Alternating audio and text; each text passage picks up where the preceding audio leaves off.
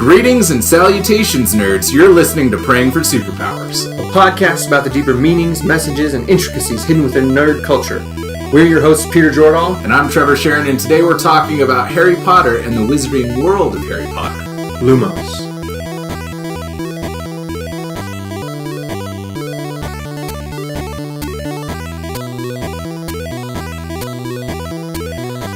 Oh man, so next month. Yeah.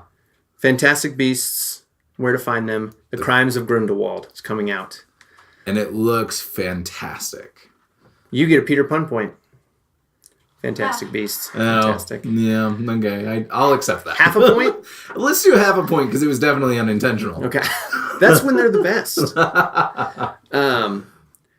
Yeah, I am really excited. I know a lot of people ragged on the last one. Yeah. And this one because it's not the Harry Potter world. Sure. Because they want more Harry and Ginny and Hermione and all of that. And honestly, I love it. Yeah. Whenever a universe expands its borders, I'm really happy. So like Pottermore has a list of all of the wizarding schools in the world. Yep, including one in America. Right, 2. There's 2 in America. There's an Eastern and a Western. The Eastern one is in Massachusetts. Okay. I'm currently sporting the colors for the Thunderbird house in silver. I'm wearing Gryffindor gear, my Halloween costume. Yeah. I mean, I love that they because there's not just wizards in London. Right. I mean, you're introduced to Durmstrang and Beauxbatons, and so I love that. Which are the French and Russian, Hungarian schools. One is an all girls, the other's an all boys school. Yep. And so, like, I just love that they were like, this world is bigger. Yeah. And so they've made it bigger, and that excites me. Like, well, and I think it's exciting too because we're there, especially in the last 2 books. There's a lot of information about Grindelwald and Dumbledore's past and some of the adventures. And we see Newt Scamander come up throughout the books because he's the author of the book, Fantastic Beasts and Where to Find Them, which is referenced, I think, at the beginning of Sorcerer's Stone is the first time. Yeah. And so we're actually getting a fuller understanding of the Harry Potter series through these extra books, which is really cool to me. And I think, for me, the Harry Potter series is done, and it should stay done. And It should just be allowed to be what it has been of this incredible series, and we can expand in different ways, but Harry's story is done. Yeah. Let him live a normal life now. Right. Like the guy's been through enough. Right. And then, they even wrote The Cursed Child, and even that to me felt forced. Yeah. Like, it was like, I need to write another story, and then it was forced out, where Harry Potter reads and the movies, they flow. Yep. Like, it's almost like the story was written before she wrote it. Right. Like, it was a story that already happened in her head. Yeah. So I'm happy because these movies feel the same way. Yep. It feels like its own story. There's something worth being said. We don't have to force something to be said. Right. Which is really cool. The original Harry Potter series, Sorcerer's Stone, was the first book. It came out in 1997. I was 5. I was probably 4 then. 4 or 5. Yeah. And just a few interesting things that I found as I was researching a little deeper into J.K. Rowling's books. She shares a birthday with the main character, Harry Potter, which is July 31st. Brilliant. Which I thought was pretty funny. And I also thought, so coming from the place of counseling as my profession, I thought it was really interesting. I found something that was talking about how the Dementors came out of J.K. Rowling's struggle with depression.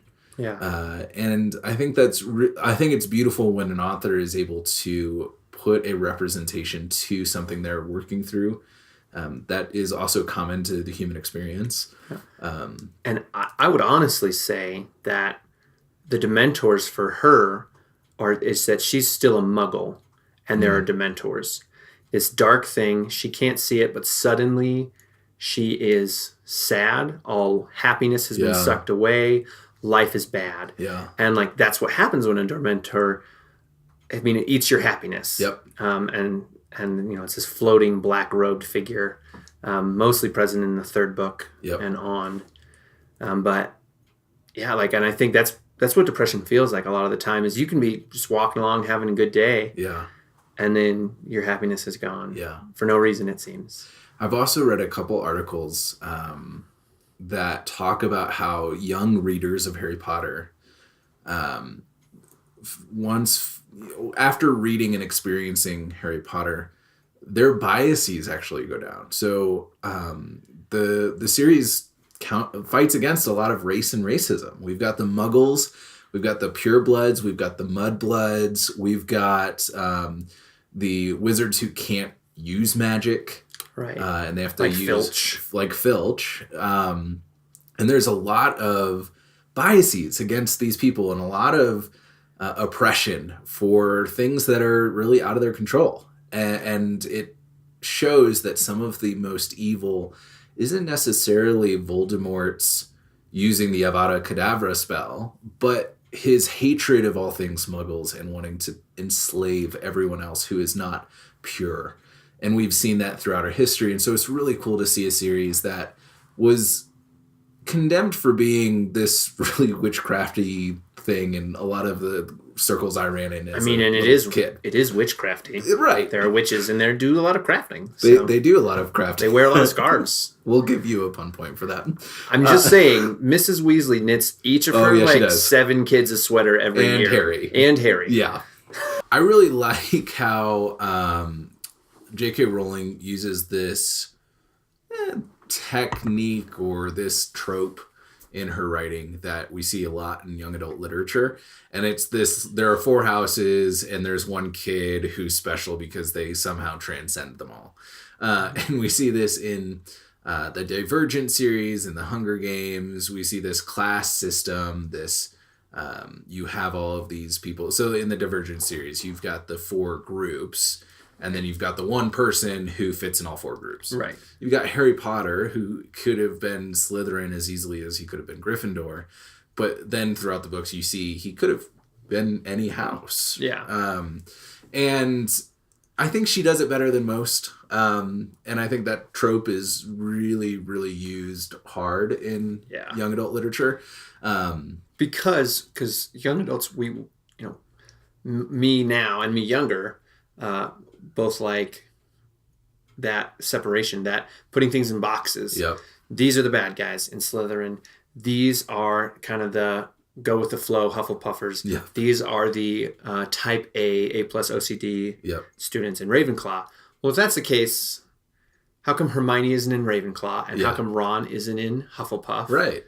And Harry could have been Slytherin or Gryffindor. And we do like those boxes, but we love when they get broken down and we meet Cedric Diggory, who is the least Hufflepuff as far as stereotypes go. Totally. And I think this goes to what we were just talking about too, is you can be a part of a group, but have aspects of other groups. You can have the qualities of the rest of humanity. You're not stuck with, I'm Gryffindor, so therefore I'm this, this, and this, and I'm not at all power hungry and wanting to have control and develop who I am. Right.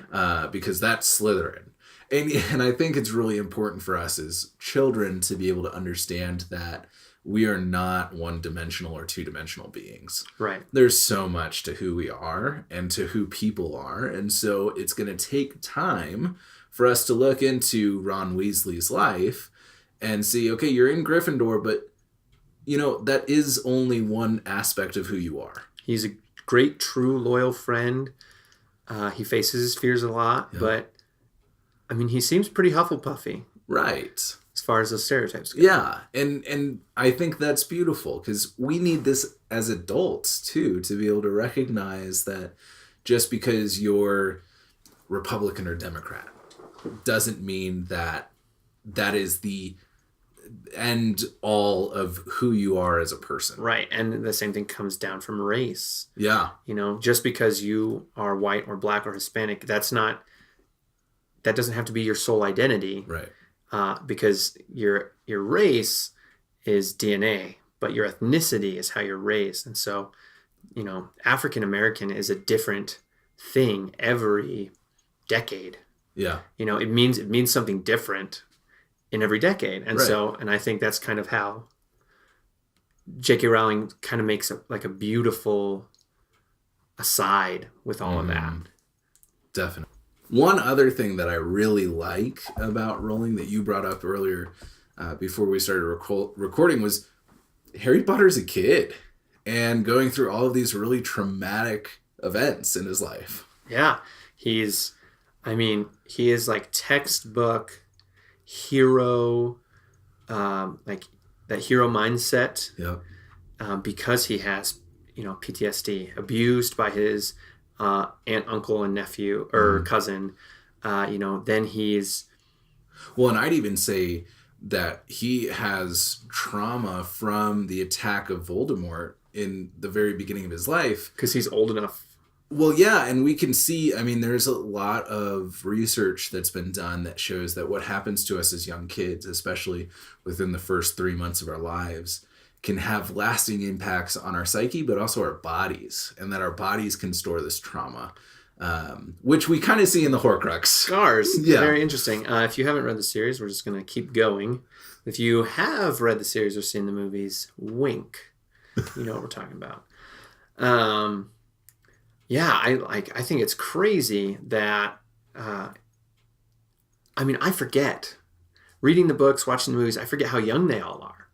Because it's such a good story and it's so intense. And then you get to the last few movies and Molly Weasley says about Harry, like, he's just a boy. Yeah.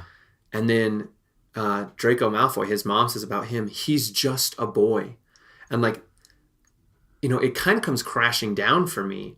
Like, oh my gosh, they're 18 at the end of the series. Right. At the end of the series. End of the series. Younger than any other hero I know of in like a major book. Yeah. Starting out at 13. Yep. Right?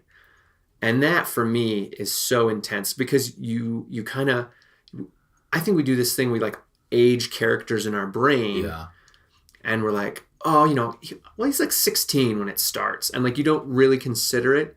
And then you think back to you as a 12-year-old. Yeah.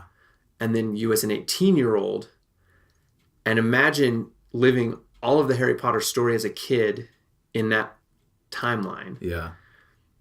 Of your own life. And it's the amount of trauma, the amount of just issues for the rest of their lives, like dealing with grief and death and PTSD. And I am positive Harry has nightmares his whole life, Like it's, he watches one of the characters die in the 4th book, and that Daniel Radcliffe's acting in that movie, in that scene, is amazing. Yeah. He's like clutching this corpse, trying to protect it. Yeah. It's like, no, don't pull me away. I have to be the hero. Yep. And that could be all the way from when his parents died in front of him when he was a kid. Right. There's the experiences that they go through, and I think there's this beautiful underplot that goes on of don't let anyone look down on you because you're young. Throughout the series, Harry Potter is lauded as the child who lived, the boy who lived, and he gets some of this renowned. But that's in stark contrast to, no, you're too young. You can't join in this competition because you're too young. No, you can't use magic outside of Hogwarts because you're too young. No, you can't do X, Y, and Z that would really be beneficial for you in this moment and help the entire world in this moment because you're too young. Yeah. And they face this, and yet at the end of the series, it is the young ones who make the difference.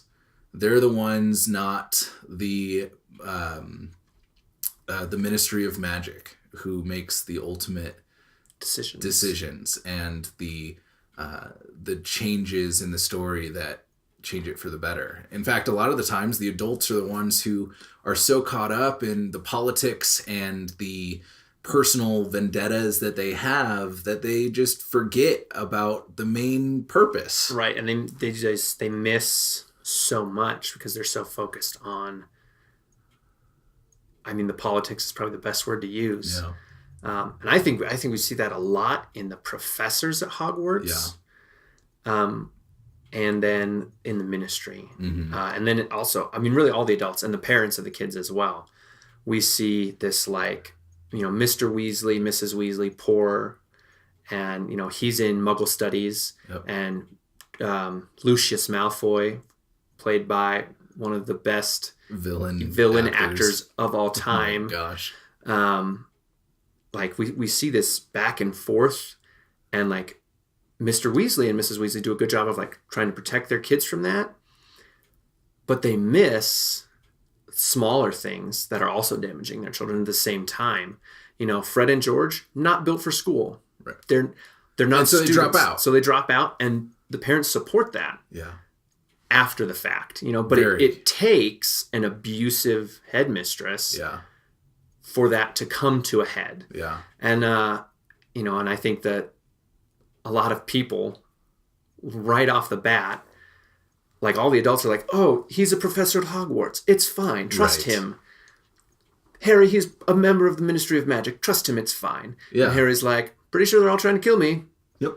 Turns out, I was right. They were trying to kill me the whole time. Yeah. And we see that same thing in A Series of Unfortunate Events. I think that it is primarily a story about parents or adults not listening. And secondarily, a story about resiliency. That the author said that. Oh, did he? In an interview. He's like, the whole purpose of the Series of Unfortunate Events is that adults should listen to their children. Love it. Brilliant. Yeah, because and I don't think we hear that as often because of that. And I mean, I'm going to throw out a power word, but ageism is something that we don't talk about very often. And I think it gets really complicated with young people, especially with minors, because there's a lot to that. There's legal ramifications. There's developmental things that we need to consider. Yeah. But ultimately, I think that we, as a society, are slowly allowing or pushing our children to not grow up until 30. And it's detrimental because and I think some of it is we want to protect, some of it is we don't want them to experience all of the trauma and all of the fear that Harry, Hermione, and Ron felt. And that's an extreme case, but at the same time, I think we lose the opportunity to build grit and resiliency when we have snowplow adults who are just moving everything out of the way. Yeah. And we see that in the Harry Potter series of adults trying to snowplow in front of Harry and the rest of them. And then it comes to a head where suddenly none of the snowplows are left. Right. All of the adults have been taken or are dead, basically. Yep. And you have just the kids, and the kids are suddenly on their own. Yeah. And it is an extreme case, but that's what art is for, is to give you an extreme example for you to compare. Yeah. And so I listened to a mental health podcast recently that was like, I don't know why people are saying that your 20s or your 30s are your new 20s. Right. Because that's wrong. You're going to be 30 when you turn 30. You're not going to have a decade to figure out life. Right. Because you have a decade less of time. Yeah. And I think we're definitely moving in that direction, this like protective bubble society. And I think it can be damaging. Totally. Let your kids experience things, talk to them about loss and, suffering and pain so that when life does happen, because it will, it's not this world upending thing that we've seen it become. And I'm not saying switch your secret keeper to Peter Pettigrew and do all these things that's going to end up getting you killed by a dark wizard. Right. That's not what I'm prescribing to you. However, I think it would be interesting for us to see the Harry Potter series as a story that talks about how children are capable of great deeds and they can develop so strong of character. They can just develop this character that's so powerful and do incredible things if we give them the opportunity. Yeah. And we empower them rather than snow plowing before them. And I think we see Dumbledore do some of this. And there's a lot of arguments about Dumbledore being the worst. Like an abusive, Right. neglective awful. However, he does do this really beautiful thing where he empowers Harry to do things that wouldn't be normal. You know, I mean, Hermione having this rare artifact that's super legendary, the Time Turner, and somehow she is special enough to use this magical artifact that has so much power, is a representation of certain people seeing the character of these children. Yeah. And saying, you know what, I think that you can handle this, and I want to see you do it. And it's not even, I mean, I think some of the time it's, you can handle this. I think you're going to need to handle this. Sure. It's like, it's a preparation, you know, like, I think Dumbledore very much so tries to set up Harry, Ron, and Hermione for the battle he knows is coming. Yep. You know, he doesn't just leave it like kind of open for him. He's like, man, this is going to get rough for this kid. I better let him go into the dark forest alone his first year. And like a lot of people joke about that. Like Dumbledore is like insane for doing that. But to his knowledge, the things in the forest are unicorns, centaurs, and like creatures like that would not be dumb enough to harm a student and then have the entire school of Hogwarts turn on them. Right. Voldemort, spoilers, appearing in the forest is like, that is not what Dumbledore is expecting. He's putting them in a scary, dangerous place that is somewhat controlled with Hagrid, who Dumbledore knows has a wand and is protective. And so he's not just setting them in this dangerous scenario. He's trying to give them the opportunity to grow. And also Hagrid has the magical ability of moving his hut from place to place. Right. And changing his size throughout the movies. Right. Just some movies he's 6'2", and some he's 10'8". In the first movie, he's like at least 3 Daniel Radcliffe tall. Totally. And in the third movie, he's like 2 feet taller than Harry. Yeah. Who's like 5'10". His height changes. So, and I get it. That's a hard thing to do in cinema. But at least you could keep consistent the hut location. Right. It's on a hill. Now it's over by the water.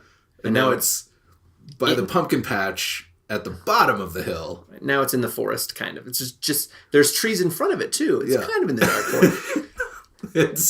That's just a movie inconsistency that has bothered both of us. It's not a real magical ability that Hagrid has, to my knowledge. Right. Unless J.K. Rowling tweets out that it is. And again, change something about the story that she doesn't have the right to change. Yeah. We didn't really want to get into this, but it's bothered both of us. We don't... okay, J.K. Rowling, I love you. Yes. I think that you are an incredible author. I really love what you have done to empower people of minority groups and to give representation. However, we do not like that you feel you have the right to go back and change a printed text or offer almost platitudes within the story through tweets. Such as... Hermione and Ron should not have gotten together. That hurts. And whether or not you think that to be true, listener, or J.K. Rowling, I just don't think that's something that you should say, J.K. Rowling, because that as an author is like world shaking for your whole world. For us listeners to say, or for us readers to say, I don't think they should have gotten together is way different. Yeah.